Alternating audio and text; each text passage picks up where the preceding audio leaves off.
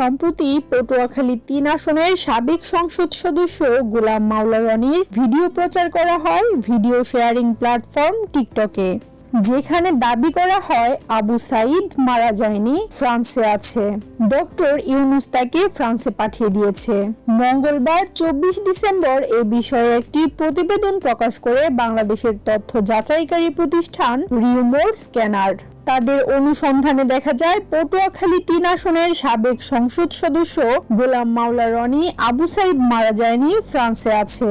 Doctor Yunus তাকে ফ্রান্সে পাঠিয়ে দিয়েছে শীর্ষক কোনো মন্তব্য করেননি, বরং গোলাম মাওলা রনির ভিন্ন একটি মন্তব্যের ভিডিও ক্লিপের সাথে আবু সাইদ জীবিত, গোপন তথ্য ফাঁস হয়ে গেল গোলাম মাওলা রনি শীর্ষক বাক্য বসিয়ে ডিজিটাল প্রযুক্তির সহায়তায় সম্পাদনার মাধ্যমে আলোচিত ভিডিওটি তৈরি করা হয়েছে।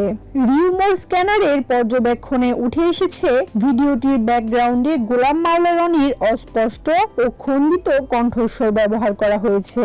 তবে ভিডিওতে দাবিটির পক্ষে কোনো সুনির্দিষ্ট প্রমাণ উপস্থাপন করা হয়নি।